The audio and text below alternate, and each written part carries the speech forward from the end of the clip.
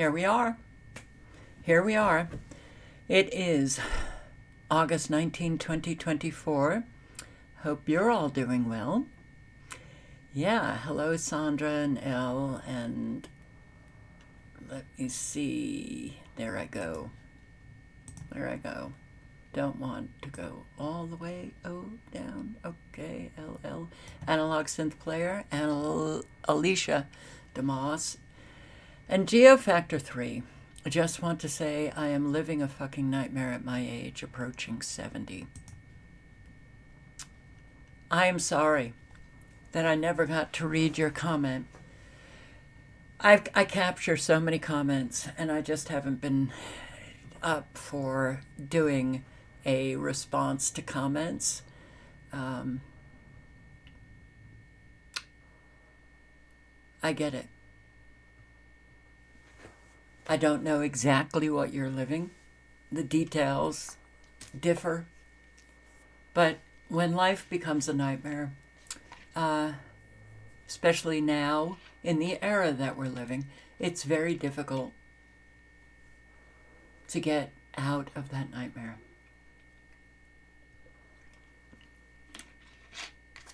And I feel for anybody who's in it, because it's not fun. So Geofactor 3, I wish that I could do something. And I can't. I can't even with my own life. Yeah, it's very difficult. Just want to acknowledge what you're going through, acknowledge the difficulty, and acknowledge the pain of living a nightmare.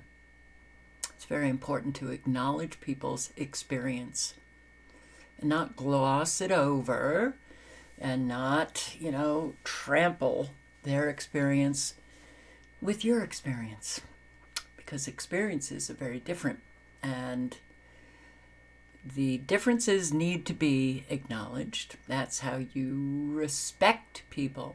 Yeah, okay. Andrew Cruz, hello. Angelos, hello. Shauna Howard. And Matashanka B. M. Tahasha. Tash Hunka B. I'm so bad. I'm sorry. Silent Walk, Patricia White. Is this buffering already? Really? YouTube is not receiving enough video to maintain smooth streaming. Okay. Buffer away, YouTube. Buffer away. Yeah, it gets very, very frustrating. But what can I do? Nothing. Silent Walk, Patricia White, Rick Yorkin, Jay Northrup, Mary Mack, hey, James B., Ray Clay, Julie, hi, and Oracle 11.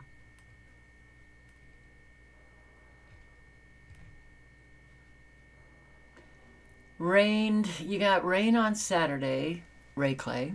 Next day, you had the chills and a fever along with a headache. Still out of it, very weak.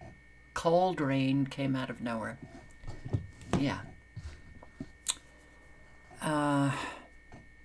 Since I got to this new place, I've had, I don't know what is going on with my stomach. Every now and then I have felt like I've had a slight fever, mild fever, legs feeling very bizarre, feeling weak, yes, and the exhaustion is just, well, that's just chronic, and a whole lot of people are experiencing it. So yeah, I hope you feel better, Ray Clay. I really do. So, radar? All right. We're going to get into what happened in the Northeast in Long Island, Connecticut, and other places. But Connecticut got hit so hard that, yeah, I know these areas. I certainly know the areas in Long Island and Connecticut, and it is. People need to start questioning the abject destruction that they are bringing about from weather. Okay. Yeah. So, we've got Colorado not looking very pretty with their supercells. And Montana, look at these frequencies going through the storms in Montana.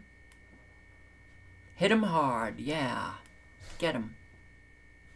Look at these frequencies, extremely low frequencies, at what I would say is powerful intensity taking place. Now, we've seen hurricanes, we've seen tornadoes, we've seen supercells that, wow, kind of cover a state, but what you're looking at can bring about tremendous destruction right here. Weather fronts are just not what weather fronts used to be. And you know what? I was kind of overwhelmed with what took place in Connecticut and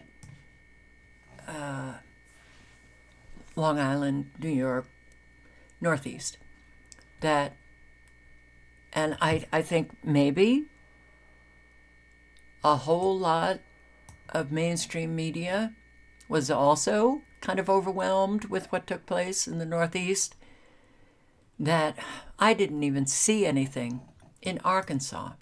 And if you were watching the live stream last night, you would have seen supercells activated in Arkansas. And if anybody saw anything, the result of those supercells in Arkansas, please tell us about it in the comment section. We've got these little supercells down here in Florida. So, again, there's no tornado warning. Doesn't matter. The severe weather will take care of everything. Severe weather, wow. Arizona is getting hit an awful lot. Where do we have the severe weather? Let me refresh. Severe weather, Arizona, Colorado, North Carolina, and Wyoming. Wyoming.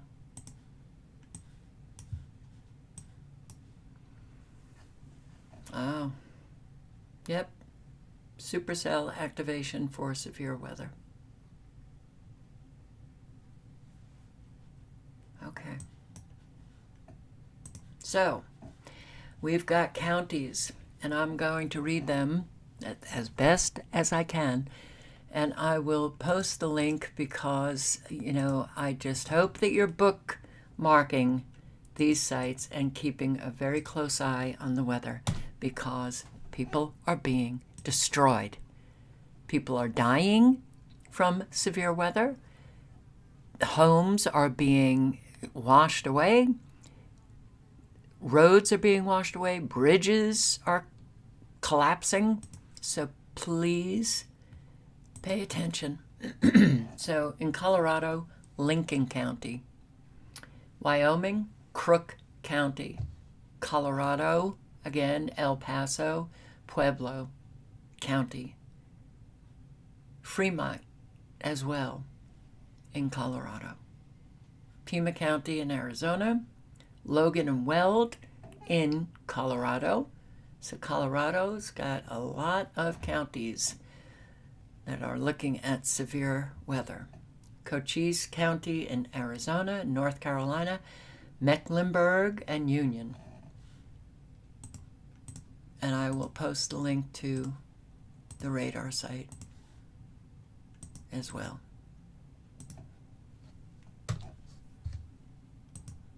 All right. The destruction in Connecticut was a wow. We've seen it before. This is from rain, okay? It's from rain. But now they're saying Hurricane Ernesto brought about all of this destruction in the Northeast. Didn't hear anything about Hurricane Ernesto until late this afternoon. Oh, now they have their cover story. Parts of Connecticut washed out roads and caused mudslides. Naveen Dhaliwal is in Danbury, where some residents had to leave their homes. This road is one of many that has been closed off, and police say it is one of the streets that has eroded from the floodwaters, and those living back there had to evacuate quickly.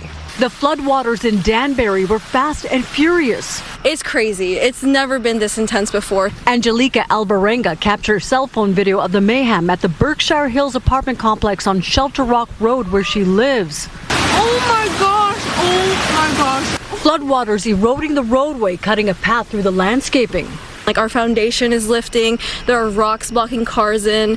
Like, one neighbor's pavement to go downstairs, on the side of her house, is completely collapsed. Police blocked off streets as the water rose quickly, leaving cars stranded. Going down the end there by McCower Park, that's completely flooded. That's probably under a good 1.5 feet of water now. Neighbors, including Cody Benvenuti, grabbed what he could before evacuating. I actually just have a backpack with some clothes that I got to do some laundry in, and then my lunch bags. I grabbed my bananas. My mom actually left them behind. I grabbed some towels, my shampoo.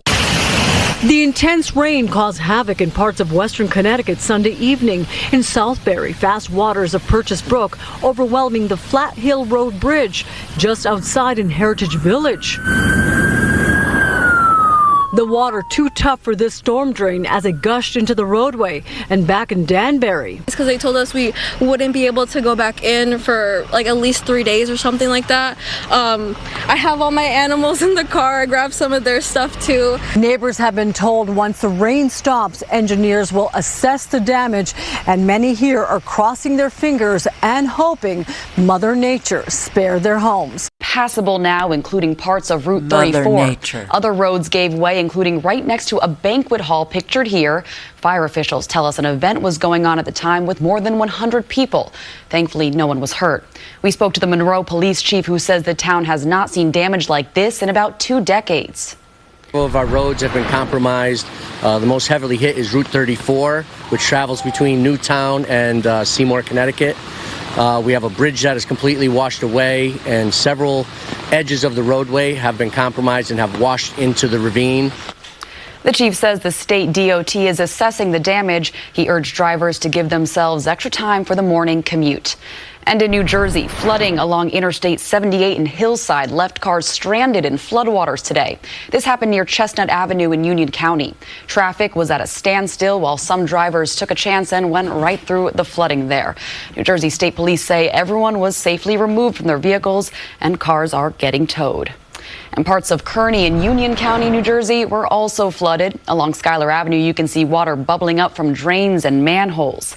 And in the city, you see flooding in Washington Heights right outside of the 1 train at 157th Street and Broadway. Video shows a man carrying a woman on his back over the floodwaters, and the cars there just driving right through that water. The roads in Connecticut. Again, I have to say, extremely low frequencies can do this.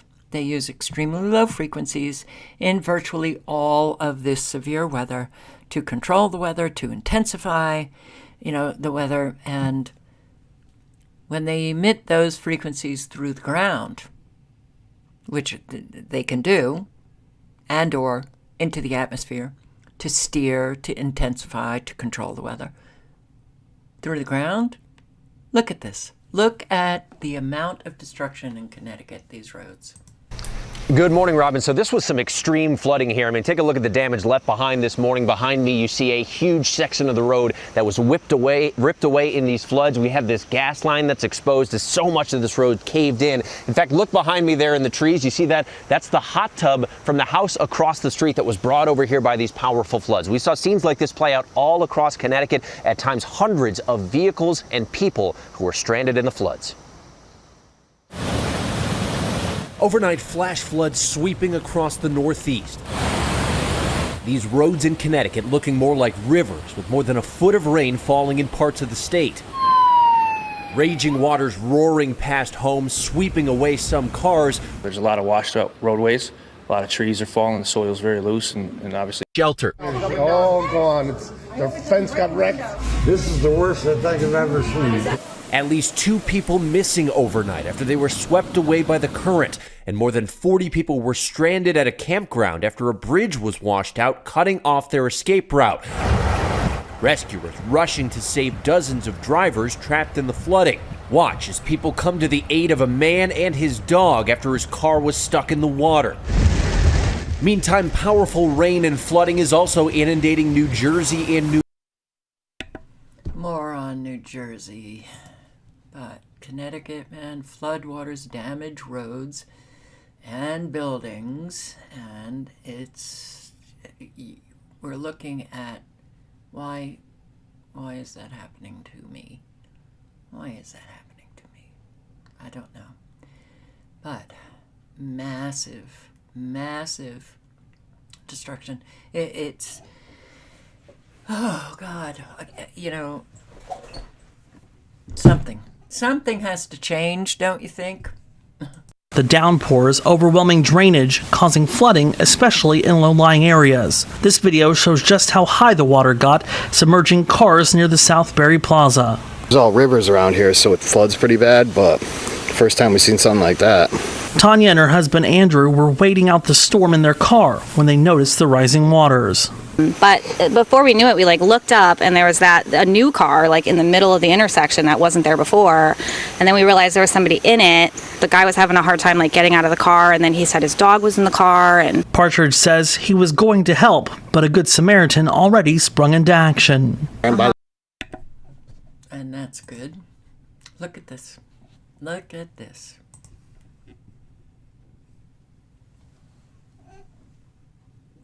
Might something else be happening? Now, we understand the force of water, right? Very powerful. Okay. It's from rain. Do we ever just have rain? Or is everything about bringing about this kind of destruction now? Well, yeah, that's what we're looking at now. That's what we are looking at. That's what we are facing. And for all of the people who are experiencing this, boy, do they need help. They need help.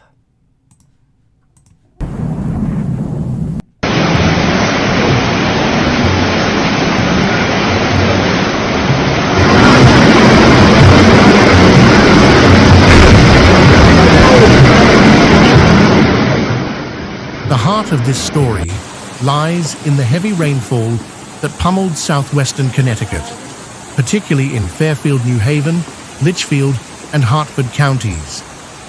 The downpour was relentless, leading to a rapid buildup of water that the local infrastructure simply couldn't handle. Roads were washed out, and the threat of flash flooding became a reality. It wasn't just a heavy rain, it was a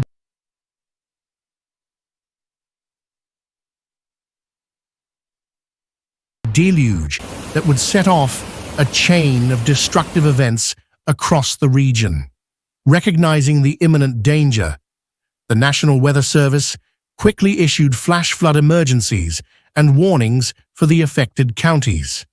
These alerts were crucial as they provided residents with the necessary information to take action and protect themselves.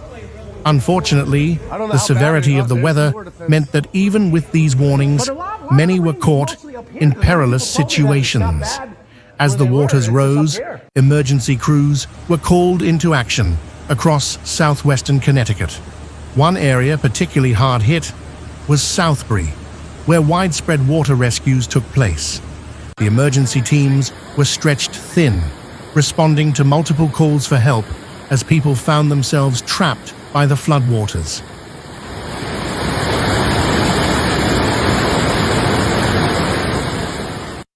Confined to Connecticut.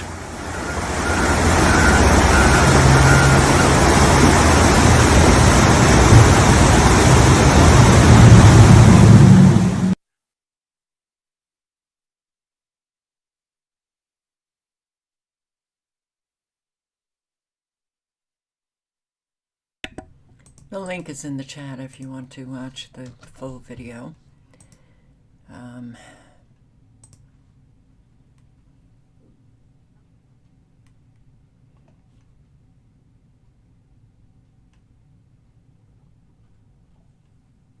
wow, Star Dante just had a rare summer storm in the Pacific Northwest. You live in Connecticut, about 20 minutes away from Monroe and Oxford. There were no warnings about this event until after, and no forecast. Also, this happened 60 years to the exact day of the Great Flood.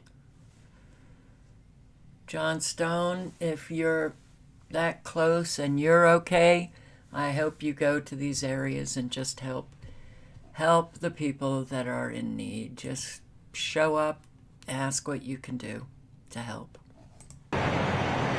Yeah, so Kyle, just a real mess out here as the light rain still falls behind us. All this debris, some tree trunks and other branches out here on the road, and mud, cars, and as you can see, that brook just raging hours after that powerful storm went through here. And as we walk this way, this is Route 6, and we're not far from 84. And then this is the entrance to the Southbury Plaza, and you can see several vehicles that got stuck out here, still surrounded by water and a ton of mud. Not long ago, there were several feet of water around those cars, and there were some pretty dramatic and scary moments. And want to show you some video from earlier. You can see how those floodwaters rose quickly during the torrential rain in Southbury. We counted 4 cars that got stuck here. This was unfolding right in front of the main entrance to the plaza. We spoke with a young man who was working at a nearby gas station at the time. He tells us he saw people being rescued from the stalled cars. They were able to get out through the windows, or firefighters came in. They took them out.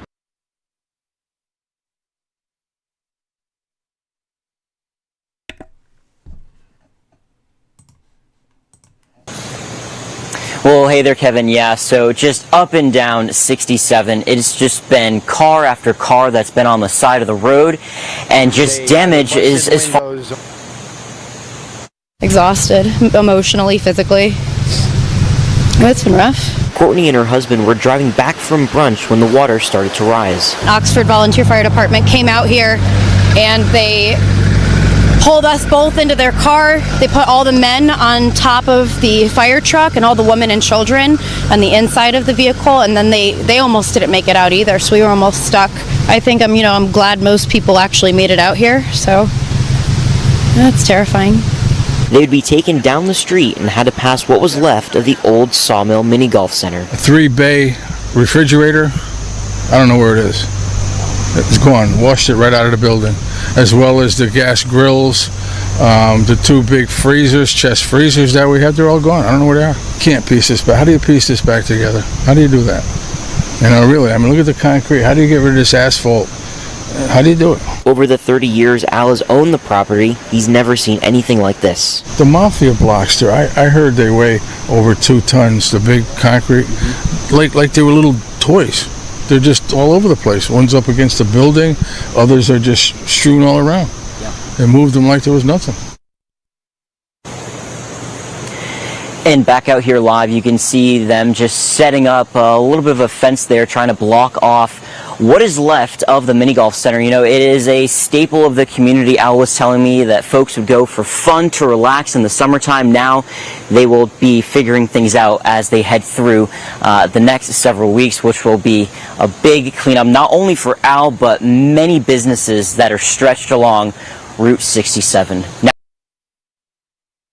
this is video from Monroe Township. Flash flood warnings were issued for several Connecticut counties, including New Haven, Litchfield, and Fairfield. In Southbury, rushing water took over roadways, brought down trees, and some vehicles were abandoned. In Norwalk, storms also impacting a local marina among many areas.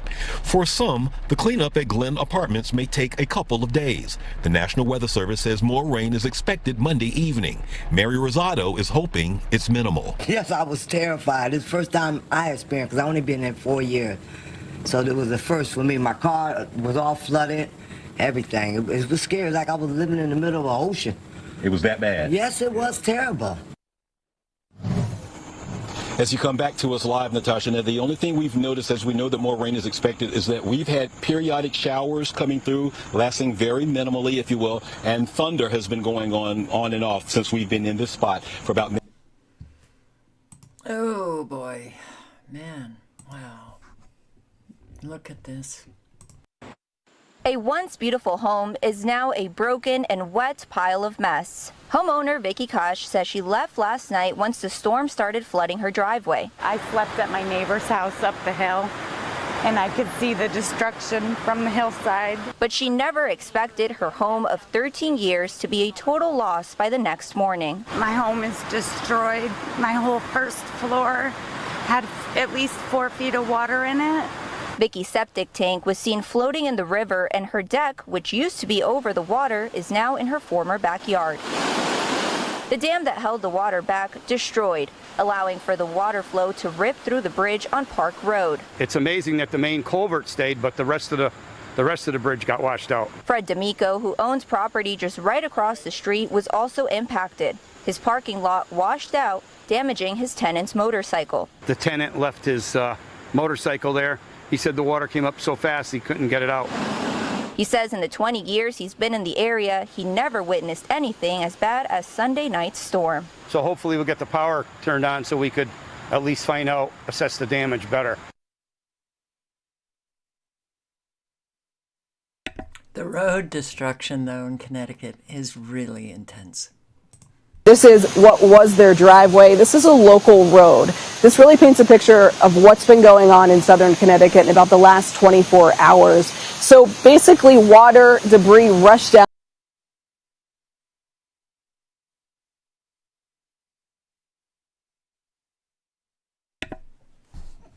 YouTube really Down this road, and but it just has turned to crap for me.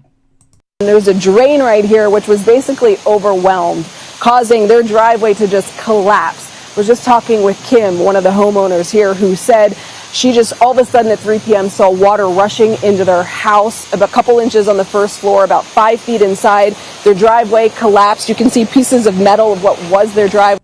You notice? You notice where this is? Sandy Hook, Connecticut. It was about 2 feet above where it is now. But to really give you some context about how powerful this water was gushing into their house, she told me that their mailbox, which was over here, flew into the back of their car. I don't know if you can see it, Fred's panning over right here, and now is behind their house.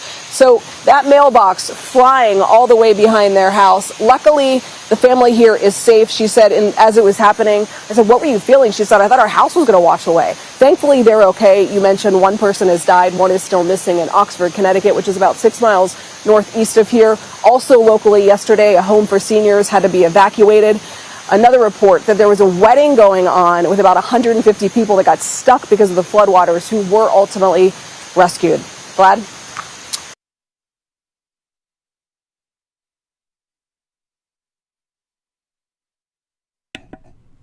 Unable to get home. And you just saw major damage in Oxford. That damage widespread from roadways to homes. News 8's Natasha Lechemko caught up with some people in the community about what they saw and how they're moving forward.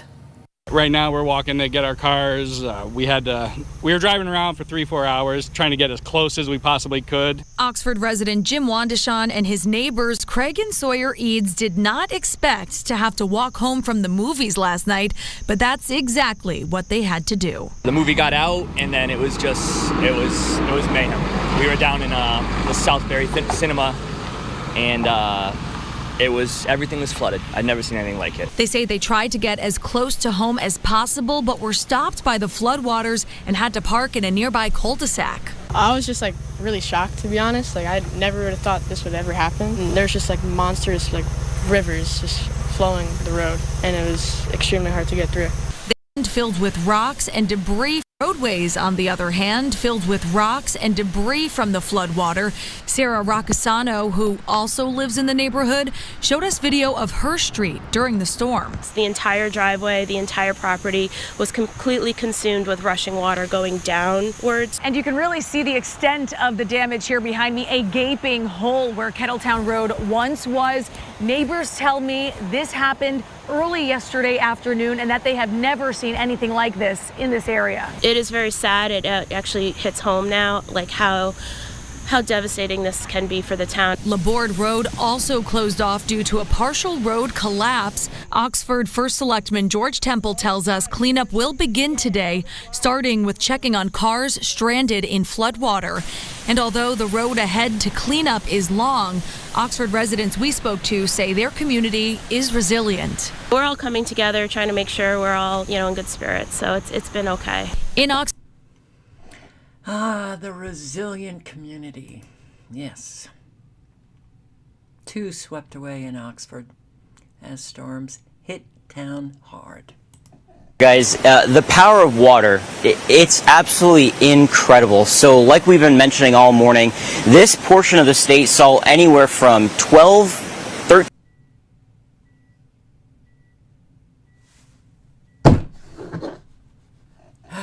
13, 14, 15 inches of rainfall, and you get all of that water pooling at once thanks to it falling in a short period of time, and you get catastrophic flooding. And that's exactly what we saw here on Route 67 in Oxford. I want to show you guys around a little bit. This is the bridge itself here. You can see just big pieces of asphalt that have been ripped up from the ground and just tossed halfway down the road. I also want to show you guys this right here. It doesn't look like a whole lot, but this is actually a piece of tar that is that divider between the road itself and the bridge, and the water was going so strong that it actually peeled it back. Just shows you the power of water for sure. And of course, when you get vehicles into the mix, well, this is what it looks like. You get 2 cars that have been tossed off to the side, just like toys. And you can see, if you take a close look at those windshield wipers, look at the roof rack, that's covered in grass and weeds. The water was over those cars at one point earlier this last night and early this morning. So just absolutely incredible images here in Oxford. The power of water, something you definitely do not want to mess with. Fortunately, we've seen some folks on this side of the road that have actually turned around and have not crossed the bridge. So areas in Connecticut, August 19th, 2024.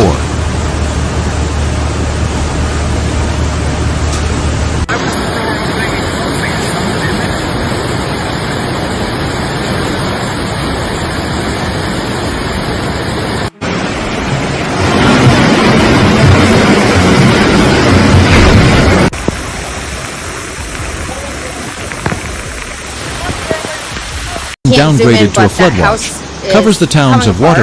Rainfall has fallen between 2 and 6 inches. Additional rainfall of 0.5 to 1.0 inches is possible in the warned area. This driving conditions.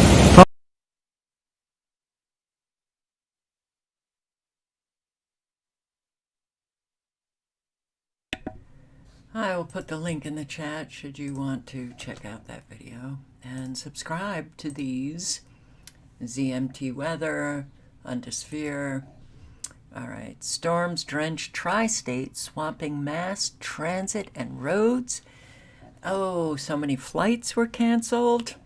Did anybody hear me mention severe weather in Connecticut in the last couple of lives? Because I don't remember. But severe weather sure did happen, and mass transit was really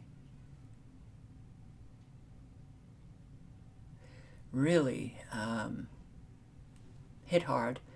LaGuardia had to cancel a lot of flights, Kennedy Airport as well. State, tonight's rain in New Jersey powerful enough to bring traffic to a grinding halt.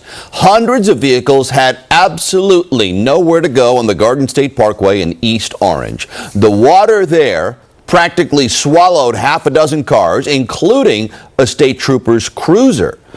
On I-78 in Hillside, the rain turned portions of a road into a swimming pool there, with water levels nearly reaching the top of the Jersey barriers. A similar scene in Edgewater, where water reached the tops of some cars' wheel wells. People there had to push some cars out of the deep water. A long night ahead as the rain continues to fall. Eyewitness News reporter Josh Einiger continues our coverage from Woodland Park. Josh? Joe, of course, it's already been a long night for people in this building, and it would not stop. When it was over, much of the Garden State had been swallowed up by this massive storm. You can swim, bro? You can swim? All right, worst case scenario. Perhaps not the worst case, but it was pretty close for thousands of people who'd been driving when the waters rose and in many cases simply had no choice but to keep on going. Here on the Garden State Parkway in East Orange, even a state trooper's giant SUV at this Woodland Park barn died. To fall from this next. Yeah, okay, so if you don't know the Garden State Parkway, I will tell you that when that is backed up, a whole lot of people live in areas of this country and they think, oh, there's a lot of traffic on the road. And I just look at them like, are you serious? No. Okay. Well, when mass transit comes to a halt, when parkways and highways are flooded out and you have traffic backed up, it's backed up. It's major inconvenience for thousands. Thousands. Let me get off some of these. It's very sad what is taking place. So, how about Long Island? Yeah. Well, if you just go on Google Maps, there's Connecticut, then there's the Sound, the Long Island Sound, and Long Island. Okay? So, very, very close to Connecticut. Mess is an understatement. It's been a messy start on Monday from New Jersey to Connecticut and everywhere in between. And then on Long Island, an unfolding story as we are getting reports of numerous buildings underwater, road collapses and water rescues. We're taking a look at some video from the town of Brook. I am getting really sick of this, man. Brookhaven, that's where a gaping hole here opening up on Hungry Harbor Road. Let's get right over to Michelle Ross in Stony Brook, where a state of emergency has just been declared. Michelle, what can you tell us? That's right, Bianca. This massive body of water behind me is no longer a body of water, and it has now become the focus of destruction here in Stony Brook, so much so that it has now gathered and brought out dozens of residents who are curious to see what happened to their neighborhood pond. They tell me they share many childhood memories here and that even many brides and grooms, you can see them every weekend taking wedding photos here. Now, officials tell me that the heavy rainwater caused this area to overwhelm. It basically went very high up over this dam. The dam was supposed to be protecting the water from going over. It caused the water to force its way through, and now what you can see are chunks of concrete here. The road collapsed, the dam collapsed, and now crews are working to recover and minimize any more damage. This is what it looked like as it happened. You can see those chunks of concrete and the road collapsing into the ground. Now, large pieces of concrete again falling as the torrential downpour came down. Officials are now asking for both state and federal help. They say they need tens of millions of dollars to fix everything that was damaged. And they're sending a blunt message that these repairs are not going to be done anytime soon. And they say a bed and breakfast was condemned and other homes are falling into sinkholes. This is an environmental and economic disaster. This mill pond, the last time this occurred was over 100 years ago in 1910.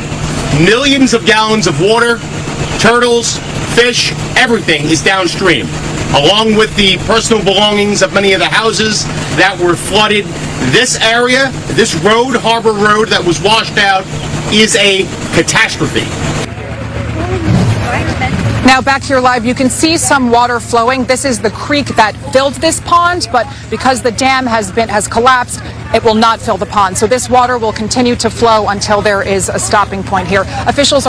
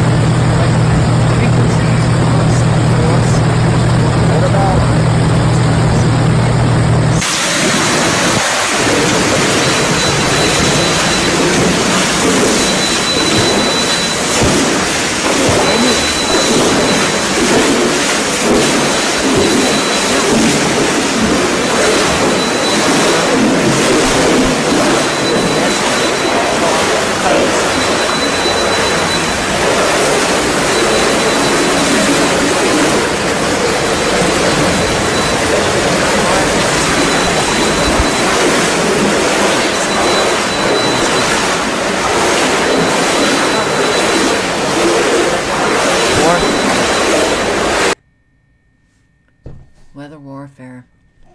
I think this is YouTube trying to get commercials in. It says 30 seconds. What?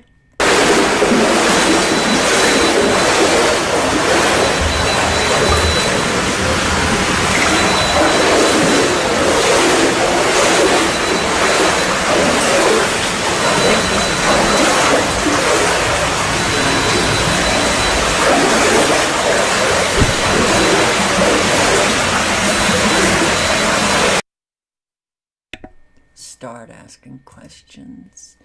Yeah, Suffolk County. There's two counties on Long Island, Nassau and Suffolk. This is Suffolk County. Devastating flooding. Look at this. Look at this mess. The Suffolk County executive held a news conference just a short time ago saying now that Suffolk County is under a state of emergency. And take a look behind me. Here is one example why. We are at Main Street and Harbor Road in Stony Brook, where you can see the road is no longer. Officials say the flooding collapsed the road here. All the water from this pond now flowing into the Long Island Sound. You can see workers here at this hour, as well as people in this neighborhood. Just unbelievable for them. Many we talk with tell us. Now, Sunday night's a powerful storm brought flooding and damage to several parts of Long Island. Suffolk County getting about 10 inches of rain, according to officials.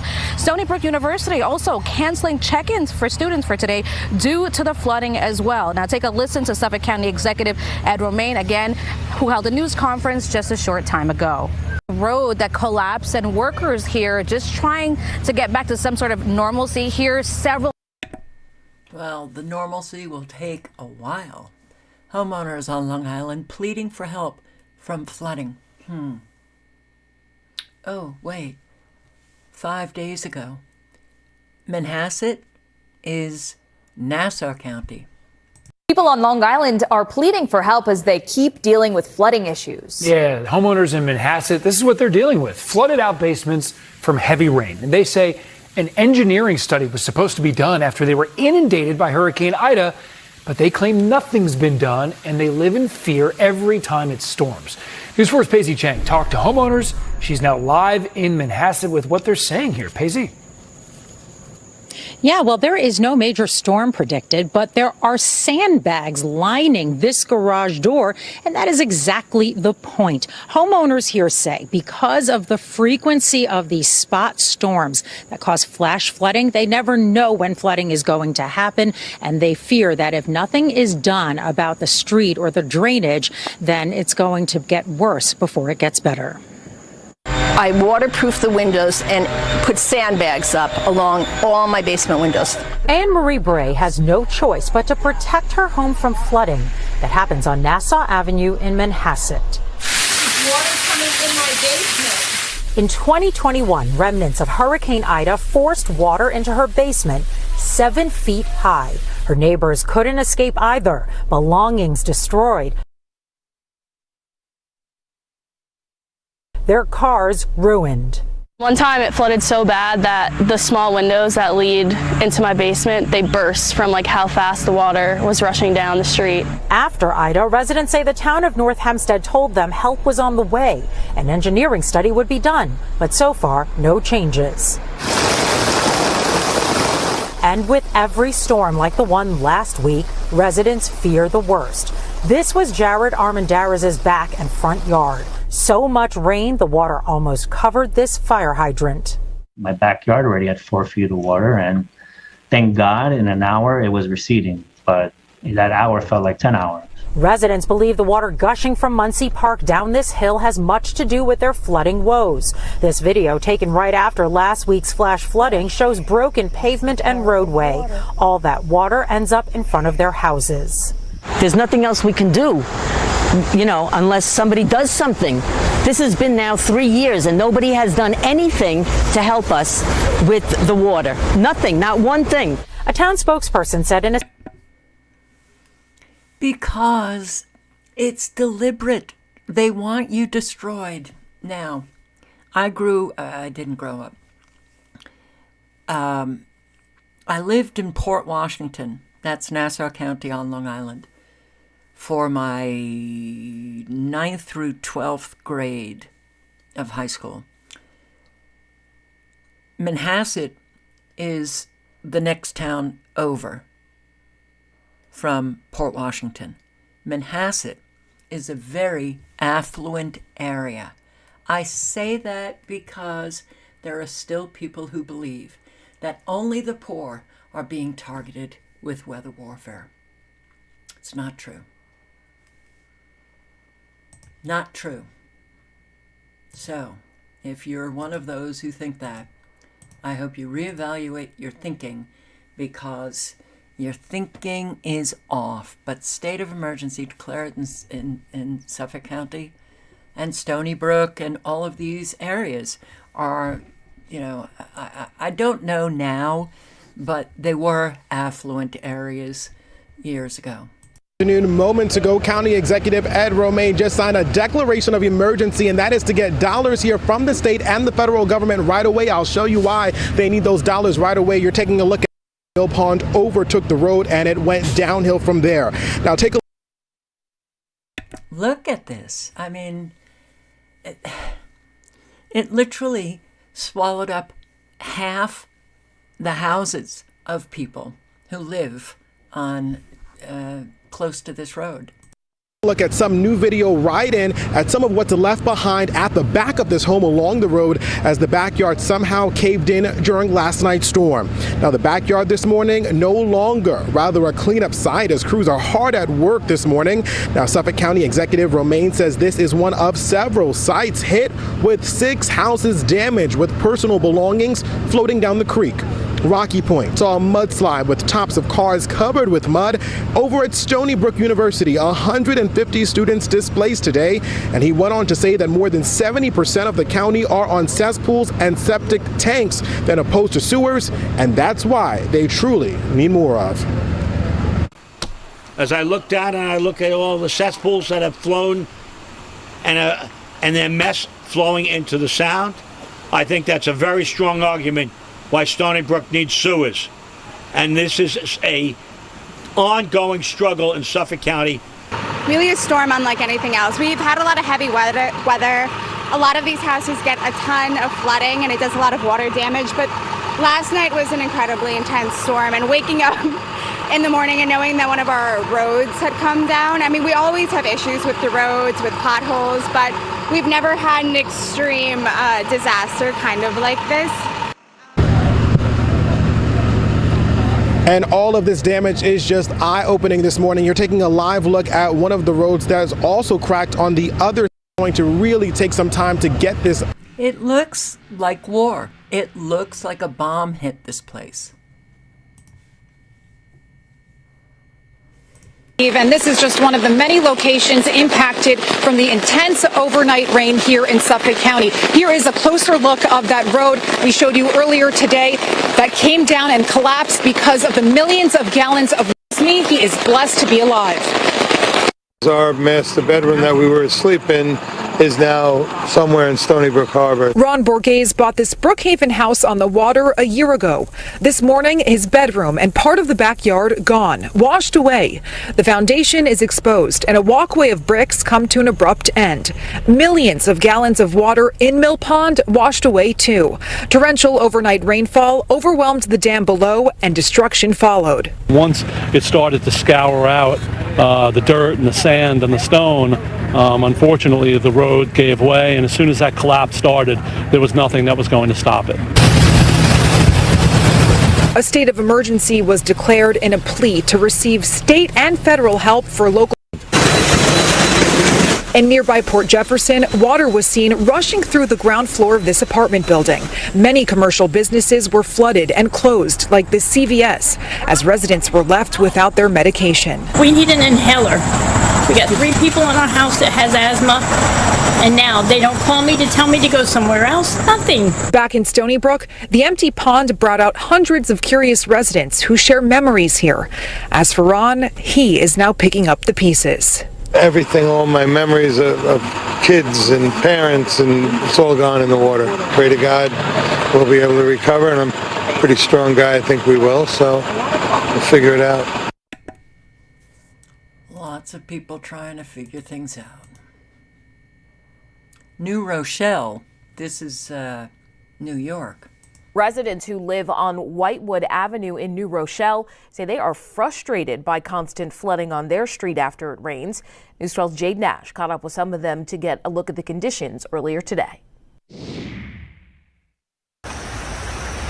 Imagine looking outside and seeing your backyard underwater. Well, that was Whitewood Avenue resident Warren Mitchell's reality on Sunday. According to him, whenever it rains hard, his family's property floods severely. My mom's over it. She goes to the city about it. My dad's over it. Everyone's kind of over it, but we get it the worst. I mean, it's just annoying. Mitchell says the flooding is so common that he and his family have perfected their cleanup method to a T. Like, stuff always gets destroyed. We're constantly throwing stuff out. And his next door neighbors say the same. Veronica Joyner shared this home security footage with us of her walking through floodwaters on Sunday to move her car. If she didn't do so, she says she would have run the risk of ruining the vehicle, something she says she does not want to do again, because flooding destroyed another car of hers last week. So we have to junk the cars. There's no recourse. The town is telling us, oh, we have drainage problems. It's a capital project. It's going to take 10 years. So what do we do in the meantime in 10 years? While city workers were spotted on Sunday working on a body of water near her home, Joyner says she's now considering taking legal action. I want them to either rectify the problem or they can buy me out. Because I'm getting old. I just retired. I'm 62 years old. I cannot deal with this. Meanwhile, the DPW commissioner for the city issued a statement to News 12 suggesting that the neighborhood issues are identified as a priority in their flood mitigation study. In New Rochelle. It's a priority. You know, you're 62. Not one wrinkle. Okay. Flooding strands drivers on roads in parts of New Jersey. I just want to also say to those in the chat, if anybody strikes out at you, ignore them. Just ignore them. Don't even play their game, okay? All right. Yeah, that's That's what you need to do. The rain turned streets into rivers, leaving drivers with nowhere to go. Cars out here were floating around, so pretty bad. You see all the garbage left over. Aldo Cedino lives at 11th Avenue and East 25th Street in Patterson, where floodwaters left him with a potentially hefty repair bill. My car got damaged inside my garage, so I just got to see what I do now. High water swallowed up cars in other parts of the state. You can swim, bro? You can swim? All right, worst case scenario. The Garden State Parkway was shut down in both directions at the Renshaw Street overpass. Several vehicles can be seen stalled, including a New Jersey State Trooper vehicle. A similar situation in Edgewater. You saw that already. How about North Carolina? Yeah, Hurricane Ernesto. It's Hurricane Ernesto. That's the cause of this house floating away. This video of another Outer Banks house lost to Mother Nature. Today, crews cleaned up the aftermath of the strong waves left by Hurricane Ernesto. The waves sending an entire home crashing into the ocean and then damaging several other beachfront homes. Alex Littlehales reports from Rodanthe on what we've now learned about the now lost property. If you care to learn about the lost property, you can click on the link below in the chat, which it's there now. Look, flooding in Breakwater Tower apartments leaves residents concerned for safety. Ohio. 2 weeks now since tornadoes caused damage all across Northeast Ohio. Some people telling us they are continuing to deal with the aftermath of the tornado damage plus recent rain and flooding. During yesterday's heavy rain, News 5 got calls from tenants at Breakwater Tower at Shorewood Apartments. They were frustrated with conditions in their apartment. Today, News 5 went to talk to tenants who told us the recent rain has caused damage in their apartments. It's been really, really rough where we have over a few inches of water all over our apartment, including lots of property damage. And he also told us management has only reached out to a few tenants about relocation, but there hasn't been much communication or solutions. While News 5's Maya Lockett was at the complex, the property manager visited the apartment to inspect the damage and spoke with her about the tenants' concerns. We conversed with all the residents, and then if they did not get that communication back from the office, they can reach back out, put in a work order, and we can help accommodate them. He also says the roof at the Breakwater Tower Apartments is a newer roof, and they didn't think that it would be a concern during the storm, but they are working quickly to repair it. To see Maya's full story, visit our News 5 app or website. It's been... Oh boy. All right. Could we just ignore MJ? MJ seems to be upsetting a lot of people. Just ignore it. Tom, town supervisor, Brookhaven flooding damage. The entire mill pond is gone. I think that's what we were looking at. And yeah, massive damage. Interstate 80 closed after electric big rig catches fire. Placer County, California. Another big rig catches fire. Big rigs seem to be clogging up the interstates because they're crashing and catching fire. This is all due to a big rig fire just east of Nyack, where a truck went off into the trees there, caught fire, and that's putting up a toxic cloud of smoke. It's an electric semi-truck, and so that is why they've shut down east and westbound Interstate 80, with westbound traffic being diverted over to Highway 20 at Yuba Gap and eastbound traffic being turned around at Colfax. Now, Melanie Wingo's made it up to Nyack and has the very latest from the CHP. And Melanie, what are they telling you as far as reopening the freeway? Well, it could be a little bit longer than that 8 a.m. hour we were talking about, because that is when they are going to have a chance to reassess at 8 a.m. What's going on here? Officer Jason Lima with CHP Gold Run is with us now. Thanks for taking a quick moment out of what is going to be a very interesting day for you all. This is kind of uncharted territory to deal with this type of rig on this stretch of road. We're talking about a battery-operated semi that went off into the brush. How is this kind of changing how you would normally respond to a truck off the side of the road?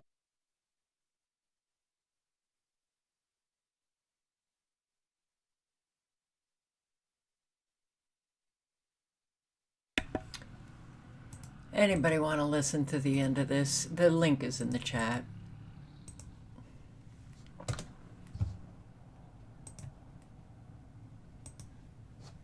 And yes, Elena Starr, I don't know what is going on. All I know is that, look, we all need to grow up. We just need to stop being so sensitive. You know, if you get hurt by a comment, then just let it rip. Just let it go. You know, don't feed all of this stuff into the chat. It's really not worth it. Tornado sinks super yacht. Rescuers search for survivors off Italian coast.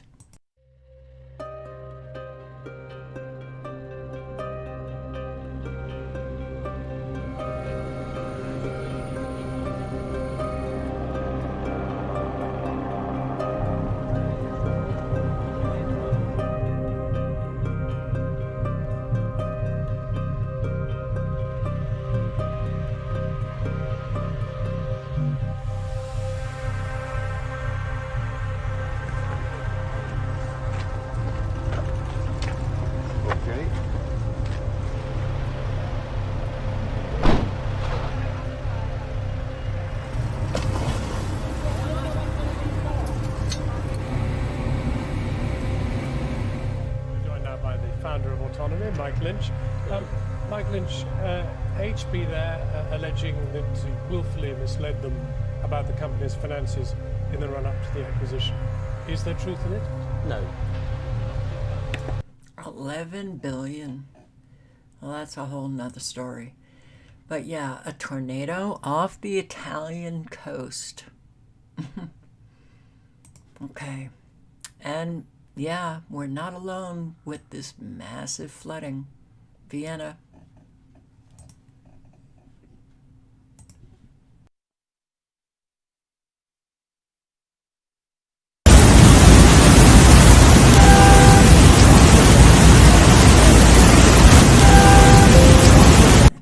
All right, listen. MJ, you're a worthless sperm. You know, I haven't seen anything that was all that offensive. So could we tone it down, please?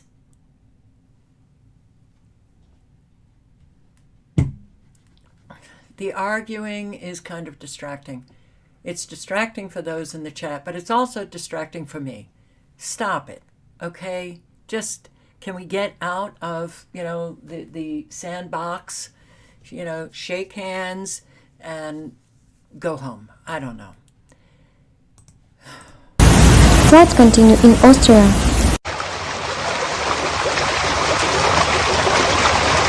On the outskirts of Vienna, more than 110 liters of rainfall per square meter. The highest summer figure in the 152-year history of measurements.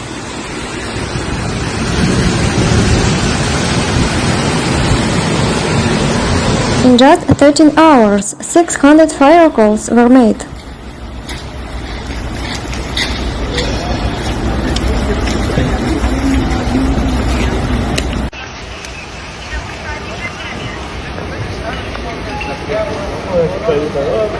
Record summer rain flooded streets, train tracks, and buildings.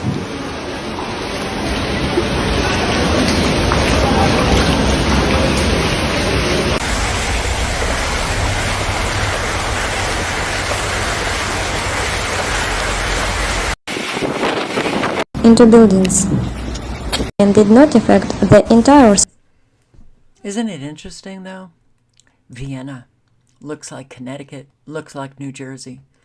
You know, same thing happening. Yeah, it's okay,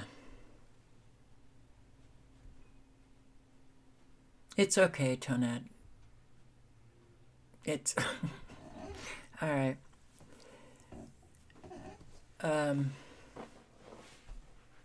Worthless sperm to demented egg. All right. Let's just, can we, please? Oh my God. You know, considering what everybody is dealing with, what I'm showing you, and then you look in the chat and you're like, are you flipping kidding me? Wow. So, yeah, people are hurting, to say the least. And what is this? The disruptions. Metro North, if you understand Metro North, if you know Metro North, carries an awful lot of people. Awful lot of people. Connecticut, New York, Pennsylvania, Washington, D.C. It goes, but it's not going. The storms did to Metro North train tracks in Connecticut. These photos show damage in Seymour on the Waterbury branch. Service is suspended now in both directions, as well as on the Danbury branch. So the question now, when will this get repaired and what delays can commuters expect? Joining us to give us an update on all that is Catherine Rinaldi, president of Metro North. Ms. Rinaldi, thank you so much for being with us this afternoon. Thank you for having me. So first question, update us on to what extent the flooding impacted Metro North service and where are the hardest hit areas? Yes, so there was a lot of heavy rain that moved through last night in central Connecticut. And the two branch lines, the Danbury and the Waterbury, were most heavily affected by last night's rain. So there's currently service suspended on both the Danbury and the Waterbury. The news is a bit better on the Danbury branch. We expect to be able to restore service on the Danbury later today and to run a regular schedule tomorrow morning. The Waterbury is a little bit more challenging. There's a pretty significant washout near Beacon Falls, and it's going to take a little while for us to be able to clear that up. So we're in the process of trying to put together a busing plan to serve some of our customers on the Waterbury. So we would really urge our customers on both the Danbury and the Waterbury to consult Train Time, our app, or the website to be able to get the most up-to-date service information. The good news is the New Haven line is running pretty normally, so we've been diverting customers for those two branch lines to the main line, to the New Haven line, where service is running normally, and then service in the state of New York on the Hudson and Harlem line is also running fine. You really experienced a lot of severe damage on those tracks right there. Do you have to take any special measures to make sure the passengers are safe during this period of restoring the service back up? Well, I mean, major inconvenience to an awful lot of people. Oh, and we had another food recall. You might want to bookmark food safety site. Chicken nuggets. I think there are a lot of people who eat this stuff. Purdue recalls more than 83 tons of chicken nuggets because of metal in the chicken nuggets. Frozen, ready-to-eat chicken breast nugget and tender products. What are they?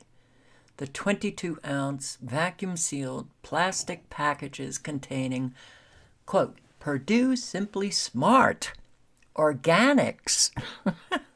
Whoa, man, talk about,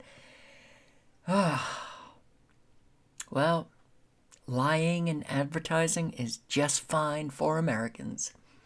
Yeah, organics, breaded chicken breast nuggets. All of these are used by date of March 23rd, 25. But you also have Purdue chicken breast tenders and Butcher Box organic chicken breast nuggets. Yeah, organic, Purdue. Believe that, okay? Can't I sell somebody a bridge? I need money. I have to buy a house. I'm not going to sell it to you for $1 million. I'll sell it to you for the price of a cheap trailer. Organics. Okay. So, we have more. We do have more. Boy, oh boy. U.S. leading economic indicators plunge for 29th month. Worse than COVID lockdowns. But the economy, wow. Trump brought it back. Then Biden brought it back. They both did the same thing, which was really quite fascinating. Right as they come into their term, within months. The economy is the best economy in 50 years. That's the lies that we've listened to about the economy. We're going down fast. Really fast. I hope you're ready. I will post the link to this. I don't know if it was Gregory Manarino's internet reception or mine, but it was pretty bad. Economy coming apart faster. Economy coming apart faster. All right? And GM, General Motors, 1,000 salaried software and service employees laid off. 1,000. Credit lines slashed. 94 banks at risk of a bank run.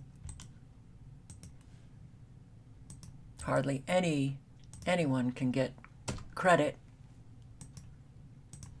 That means the economy is contracting. Credit is no longer the banks that don't want to take the risk. What does that mean? What does that mean for small business? It means they're done. Miami is now hell. Everyone's going broke. Hey, what's up guys? John here. You see this construction project? This project just got foreclosed on. This is going to be home to another high-rise in Miami. You can even see the weeds growing out through the rock. This is now a common trend throughout the entire city. Builders, investors, speculators, and developers are giving the keys back to the lender. They've had enough, they can't hold on. Home foreclosures in the U.S. are on the rise. The nation is seeing a spike in foreclosures. The rise of home foreclosures is placing a dark cloud over these top 5 states. This is just a 1-block radius. See this construction project behind me? You see this crane? You see this other project right there? This looks abandoned, for sale. Across the street, for sale. But it's also under construction. Why would they sell the property if they weren't in financial hardship before construction is complete?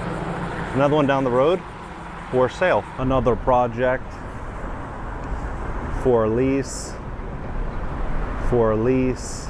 This is everywhere throughout the entire city. If you drive 95 and you pass Miami on the left, what you will see is the entire skyline littered with cranes. In 2023, 17,000 apartments finished construction inside of Miami. In 2024, there's 22,700 apartments that are still in the construction process, meaning 39,700 apartments just over the last 17, 18 months. That is significant. When you look at 2007, before the peak of the bubble, before the big crash, there were only 20,000 apartments under construction. You're talking 2 times that figure right now, just over the last 17, 18 months. Not taking into consideration the amount of inventory that was built on the back of very low interest rates in 2021 and 2022 that will soon have to be refinanced. What's very... Oh, we're going down. Boy, oh boy, you may not feel it yet. And, there's an awful lot of towns that have gone completely, they're impoverished. But still, I think a lot of people who own the homes in those towns, just get by and don't. Yeah, there's big, big effects on everybody in the town.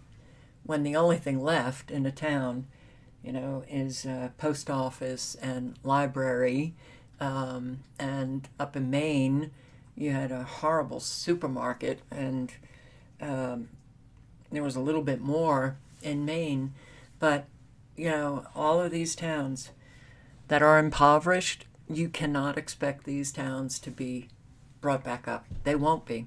In fact, they'll be further decimated. Did I put the link into this? I'm going to.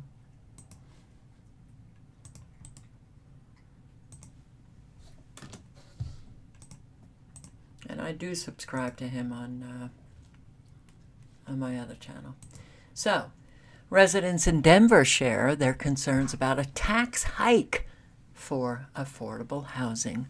While they steal your money, they still want more of it. And you think they're going to be putting up affordable housing?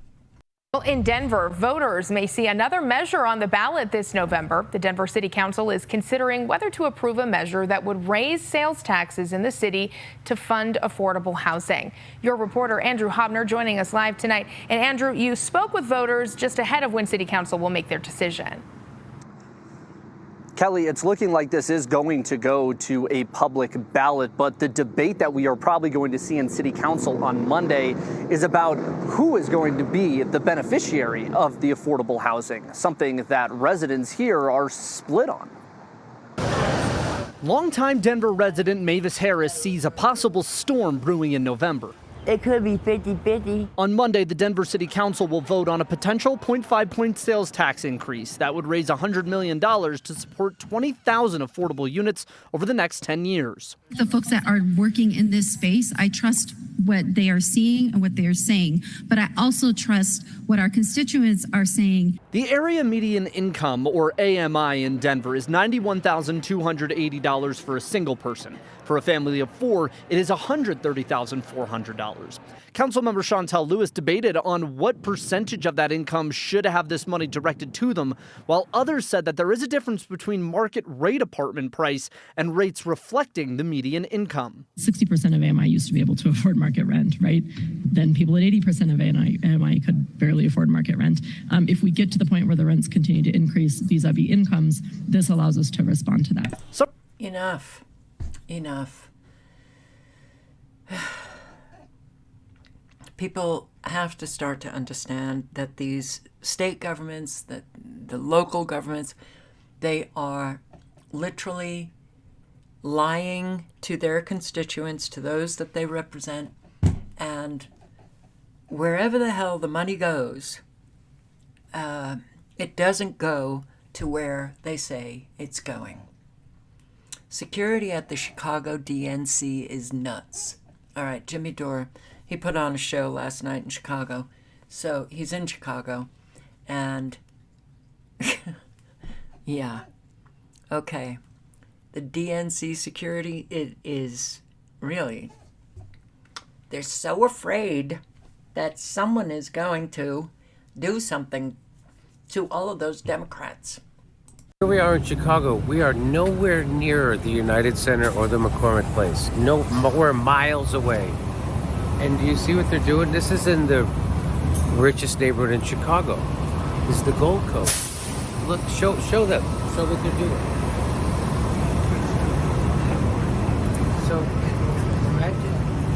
imagine if they had this kind of urgency at the U.S.-Mexico border. Look, this whole street. Did you turn it off?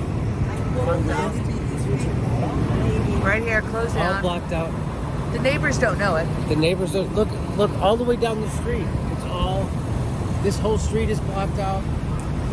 Look at all the barriers. Down there's the police. We are nowhere near the Democratic convention. Nowhere near it. Let's keep walking. Come walk this way. You see this?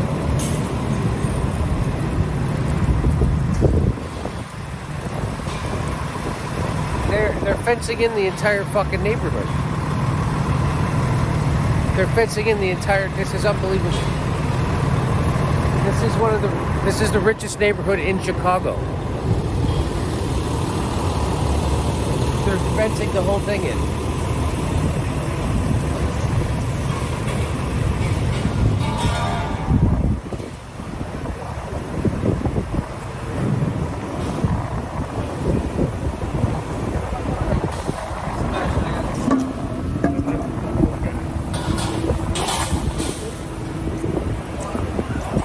They're making the whole city a prison. That's what it seems like. What are they? I'll post the link. Yes. You got to protect the quote-unquote political elite from the disgusting public. Right? Right. Biden staffers are dropping like flies over Israel. Resigned from your position, but also tell us, please, what your position consisted of. Surely. So I worked in the State Department in something called the Bureau of Political Military Affairs, which is the part of the US government that is responsible, amongst other things, for arms sales and security assistance, weapons transfers essentially to partners around the world. That is a global portfolio. The US is by far the world's leading exporter of arms, to the tune of about 41% of the global market, and growing, I should add. And so in that capacity, I had, as have many others who work in the State Department and work very hard in good faith, raised concerns about human rights on a number of issues in a number of countries over the course of my work there, which lasted over a decade. I always tried to raise these issues in a constructive fashion and, felt that I was able to mitigate some of the worst outcomes that were possible of some of our arms transfers, not only in the context of Israel, but of course the US has relations with other countries with dubious human rights record and provides arms to them. But I'd also, certainly kept a close eye on, some of these Israel issues, having worked in the West Bank for the US and UK governments in 2008 to 2009 and witnessed on the ground with my own eyes the impacts of the occupation, the growth of settlements, the daily humiliations that Palestinians are subject to in the West Bank and in East Jerusalem, the securitization of the region, and this sort of continuous overwatch and presence that Israel conducts that makes a lot of civilian life in the West Bank very, very difficult and certainly shuts down the economy there. So this was certainly something I was attuned to and had been raising concerns about for a while. So after October 7th, when it became immediately very clear, and I say immediately because within 24 hours, not only had Israel's bombardment begun in earnest, but of course, within 24 hours, there were also these now infamous statements from Israeli Minister of Defense Gallant and from the Israeli President Herzog that, there are no innocent civilians and the whole nation is to blame and so forth.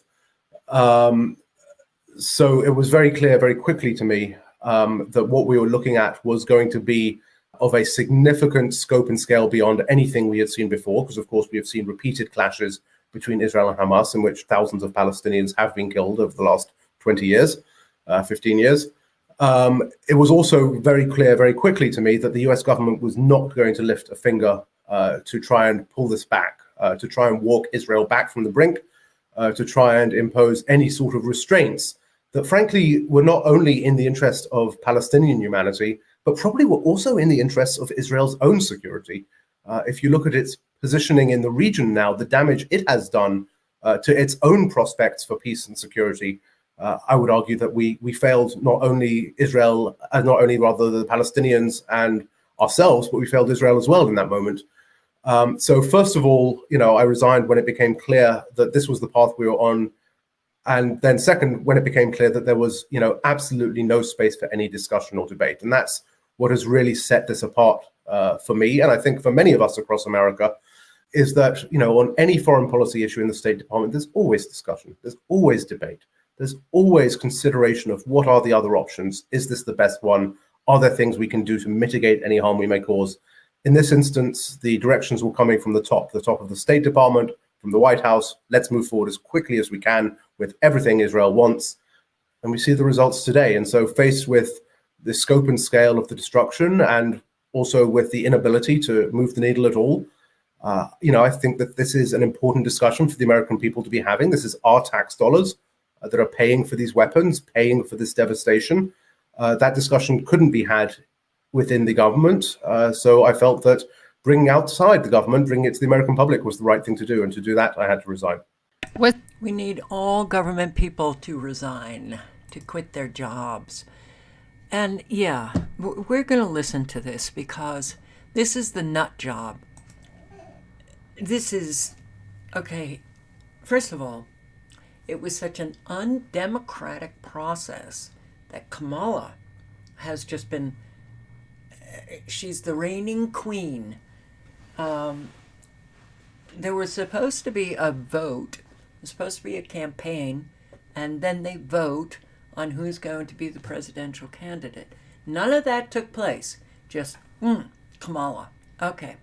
So, this is the nut job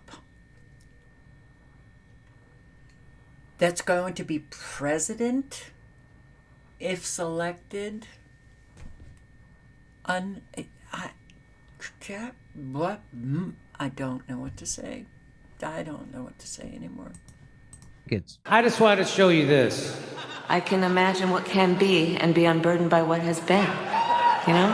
What can be unburdened by what has been. What can be unburdened by what has been. Say it with more feeling. What can be unburdened by what has been. What can be unburdened by what has been. Can you what say?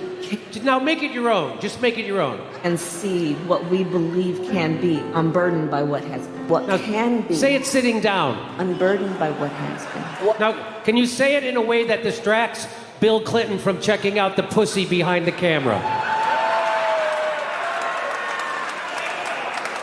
Can be unburdened by what has been. Can you say it in a mask? Can be unburdened by what has been. What can be unburdened by what has been. Say it now like you're about to cry.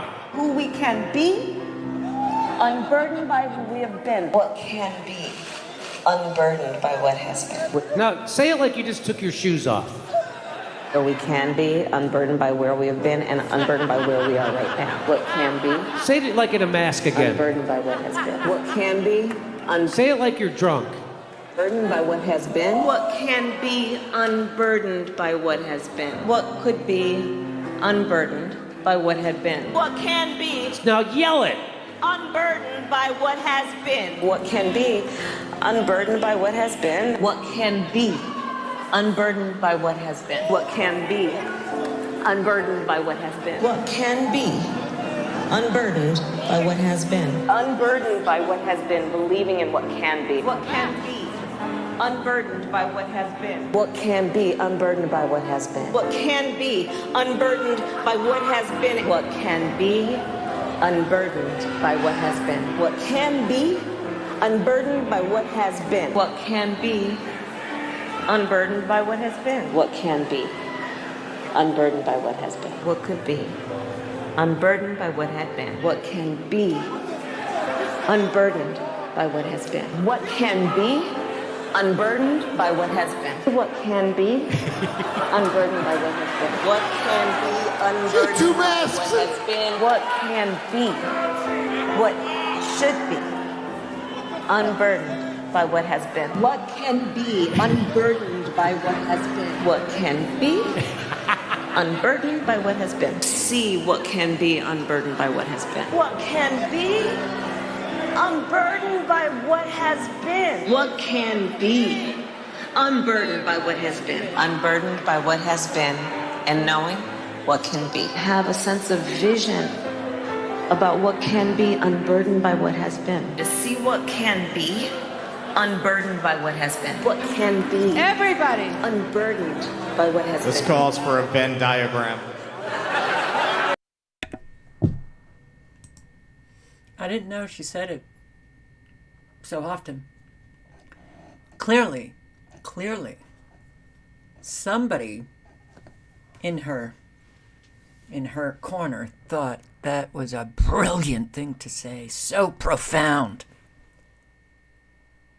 Anybody know what she's talking about? Well, we know that she's talking about what can be unburdened by what has been. Whoa, man. All right, so people are seeing a very blurry screen, huh? Is that new? Or is that what people have been seeing always? I don't know. How does somebody know? I don't even know what Tony Punch is talking about when he says that I'm buffering.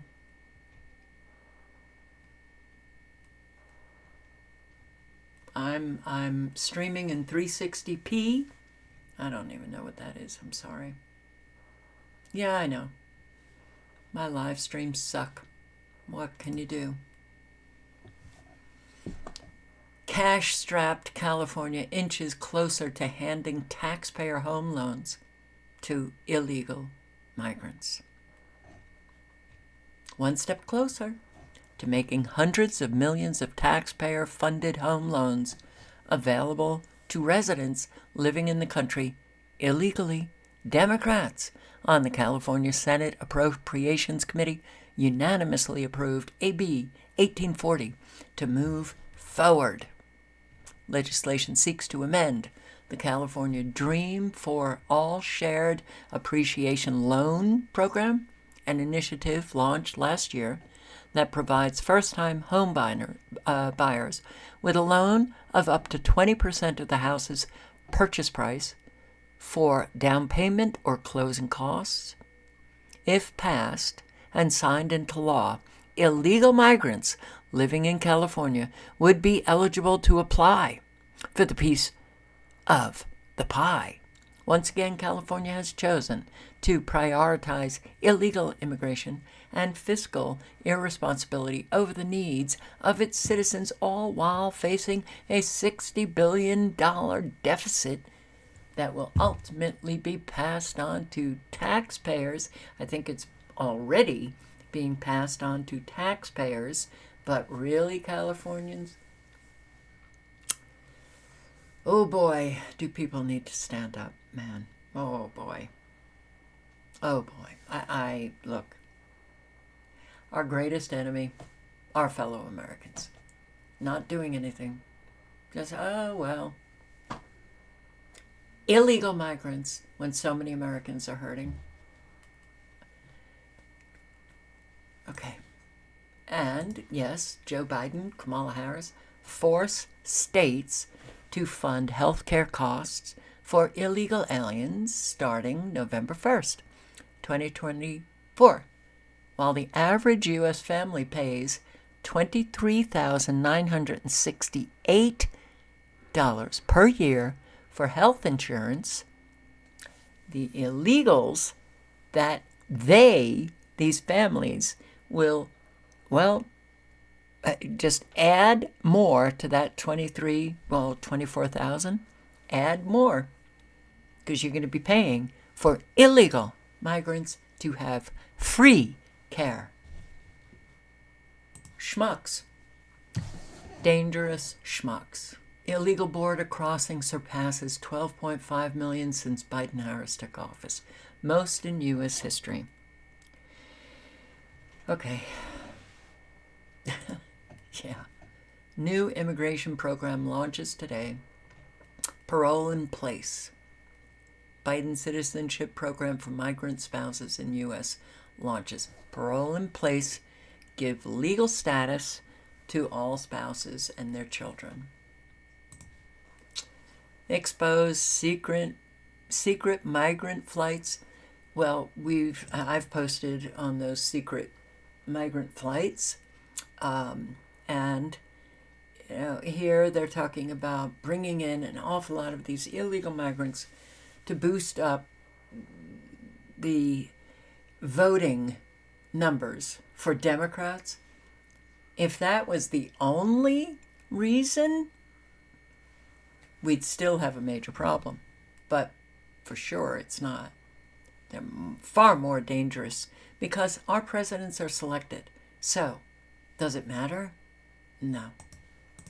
Why is this president allowing what we know of is 13 million plus in this country without any barriers? Why do you think, what goals does this administration have? I have a lot of questions on a lot of actions. Could it be registering to vote and including them in the census?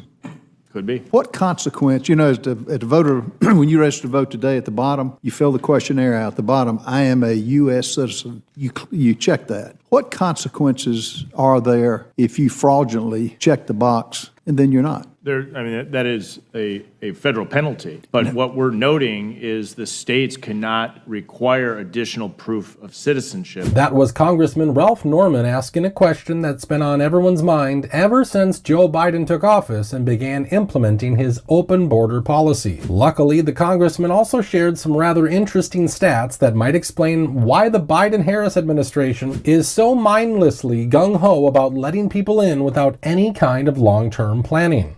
Is it not true that Pennsylvania admitted a few years ago 10,000 non-citizens were registered to vote? Is it not true that Texas had a similar problem where nearly 100,000 non-citizens were allowed to vote? Is it not true that Illinois implemented automatic voter registration several years ago and hundreds of non-citizens ended up on the rolls? Is it not true that Ohio had upwards of 100, I think, in one precinct of non-citizens?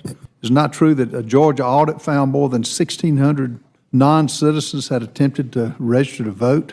You heard that right. Around 100,000 illegal voters in the state of Texas alone. And when you have states like Wisconsin, where the election in 2020 was decided by just 20,000 votes, it becomes abundantly clear that this problem of illegal voters can literally decide our future. Now, we heard... Can it really? They're just going to select out. So Sandra says she's watching DNC riots.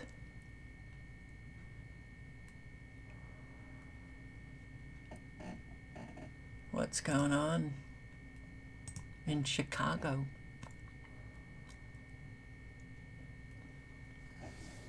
Oh, God. Will you help us reach our goal of 1 million grassroots donation? No, I won't. And any American that does is not quite right in the head.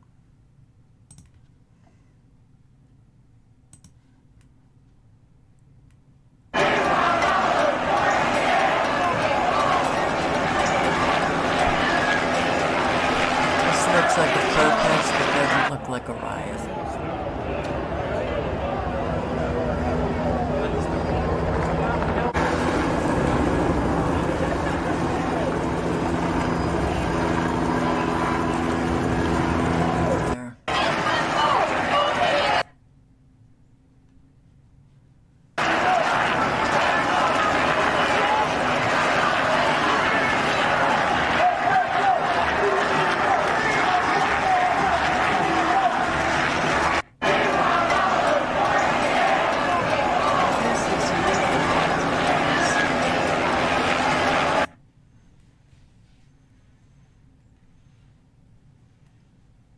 Protests, they were expected.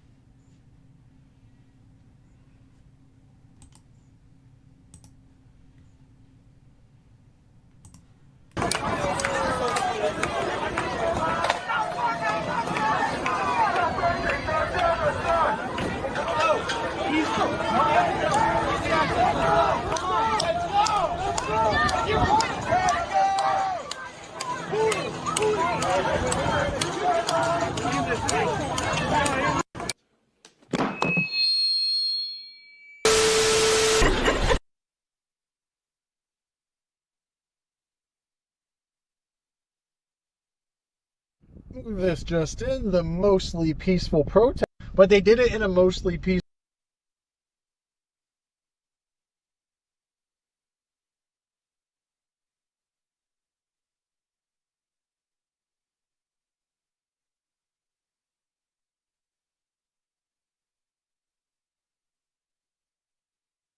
I won't be surprised if riots start because there's always people to instigate the violence.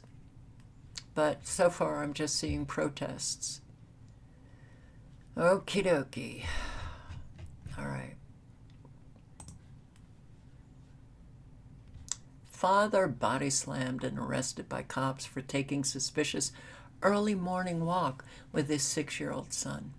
Yeah. How dare he take an early morning walk? Any specific location? Okay. Is this your son? Yes. All right. Hey, what's your name? You can tell him your name. All right. What's your name, sir? Johnny. Johnny. All right. All right, Johnny. Where you come from? Just walking around. Just walking around? Yeah. All right. Enjoying this weather? Yeah. Gotcha. Well, we're checking up on you, man. You know. Just walk around. What is the heck is this deal? Found it a little. State where I don't have to show my ID. You're gonna do this in front of my son? Yeah. Turn around. Are you serious? Yeah. Turn around. This is my son. Let me bring my son home first. No. Turn around now. Bro, you need here. Let me videotape this real quick. I want this on video. What are you doing to my son? Bro, this is fucked up. Son, it's okay, okay? It's good. No. What are you rolling me on the ground for? It's gonna be okay. Dude, this is ridiculous. Man, look what you're doing to my fucking son. There's my phone right there, too. Taking a walk with his son. Okay. Okay. Did you hear that Phil Donahue died? But I look at this thing. I look at these people. I just... Man, Americans have been so just pathetically stupid for such a long time. I include myself in that. Boy, oh boy. Computers to have sense of smell.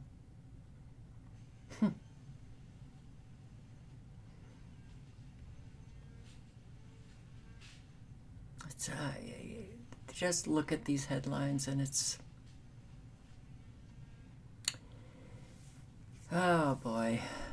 Panic grows, Burning Man festival on verge of collapse. Ticket sales slump. New loneliness cure. Apps that match with strangers for a meal. Oh, how sad. How sad. All right. Okay, so mass stabbing in Manchester. Whole lot of stabbings in the UK. So, a woman has died, and 2 more have been seriously injured after a triple stabbing in Manchester last night. Police had received numerous calls from the public just before 11:30 p.m. on Sunday after the attack, with armed officers swarming to the scene in Gorton.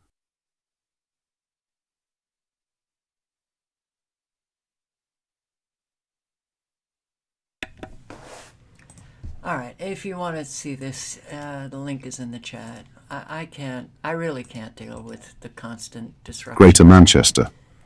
Upon arrival, police discovered that a 17-year-old girl, a 43-year-old... What's happening in the UK, what's happening in Northern Ireland here, Starmer declares war on Northern Ireland.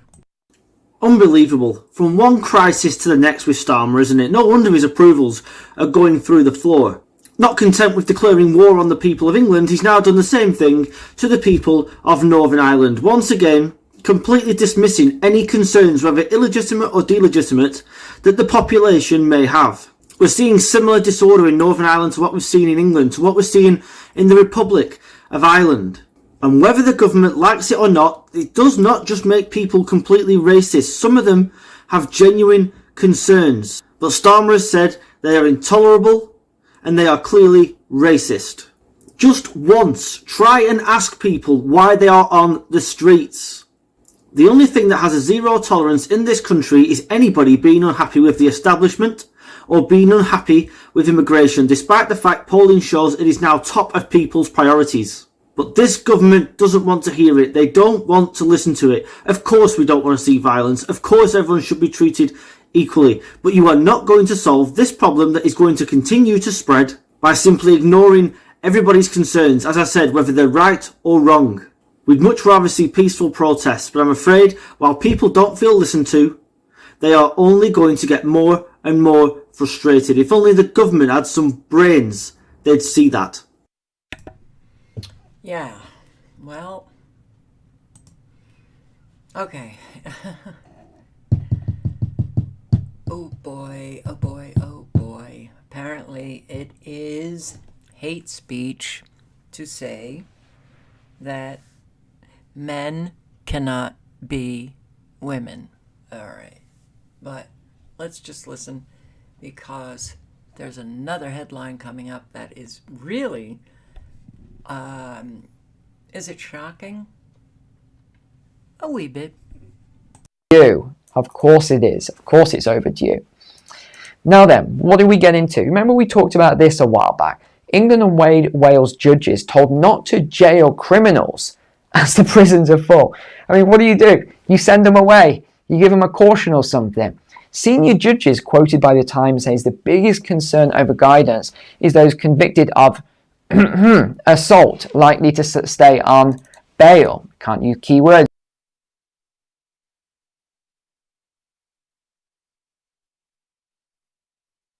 Words on YouTube. I was looking at some of the pictures of these judges, and I thought they're quite interesting. Okay. Anyway, moving on swiftly. Judges have been told to delay the sentencing. I probably shouldn't have done that. They're probably going to use that against me one day. I'll probably have this guy here as my judge or something. Sentences of convicted criminals currently on bail, including these people and burglars, because prisons are full.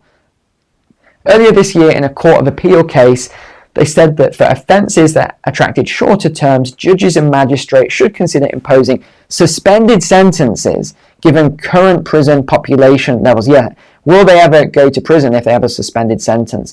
If there's not going to be any more places? We'll see. They were said to have added that the biggest concern was defendants charged with historical this or this and other types of assault, as even if convicted, they're now likely to remain on bail. How on earth can a country operate like that, you may ask? So what have they done? They've launched this new, what's it called? Operation Early Dawn. Now that is a really weird name. Operation Early Dawn. I wonder if there's something subliminal to that. To ease prison overcrowding activated in the UK amid, what's the reason? Why have these emergency measures come in? Because of the sentencing of far-right rioters. That is why this has all come about. So you've got all these serious criminals. Let's just talk about this for a second.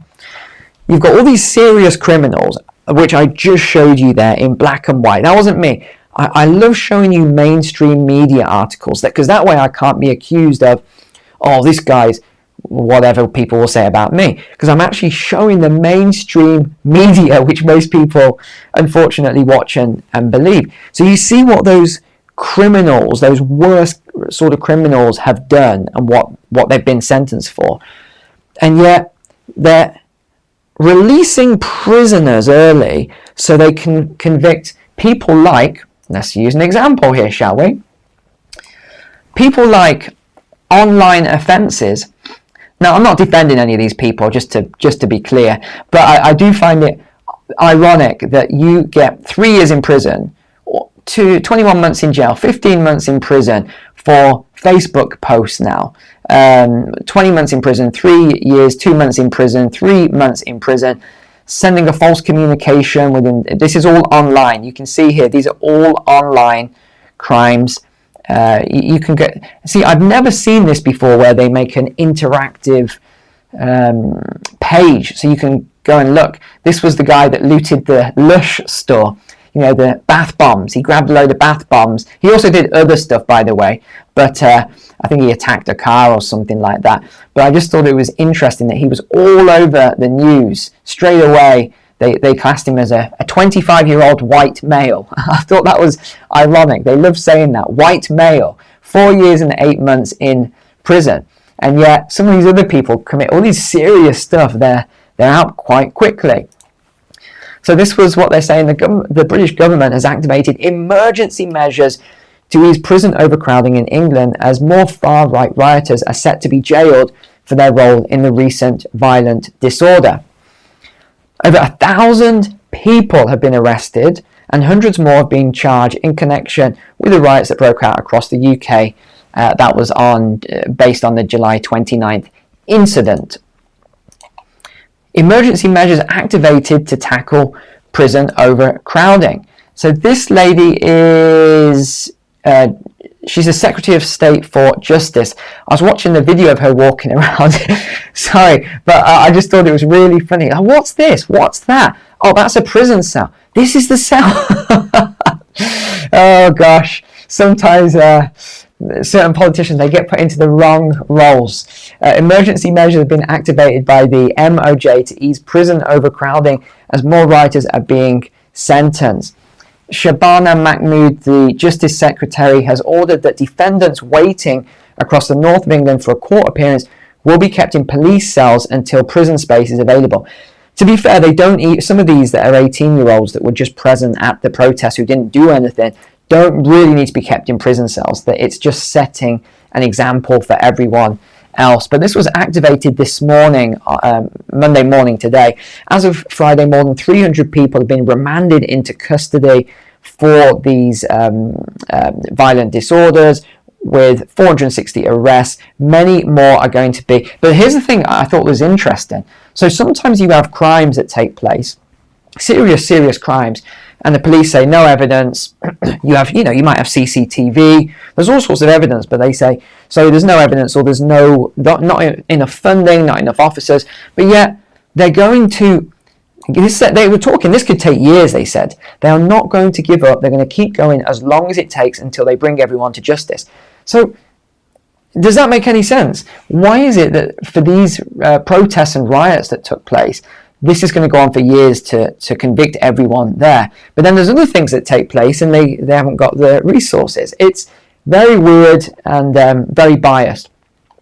He said, this is the result of the rioters. Last week we had the biggest influx of new receptions I've seen for quite some time. 397 new receptions on Friday. We only had 340 spaces left in the adult closed male estate, which is feeling the most pressure. He said the move would put pressure on police forces. You're now clogging up police cells, so they haven't got the power to arrest people. So what are they going to do? Just let them off and put them away in a police cell. It has a massive knock-on effect on the entire criminal justice system. Why are they? All right, I'm going to put the link in the chat. You can. It's only about 3 more minutes. You can listen to it, but the delay now is pretty intense for this live stream. There's a huge delay based on your comments. You're way behind what I have already covered. I don't know why that is, but again, I do have a Rumble, Never Lose Truth. If you want to go there and subscribe, because I could get a community guideline violation and I won't be able to post for a week on YouTube.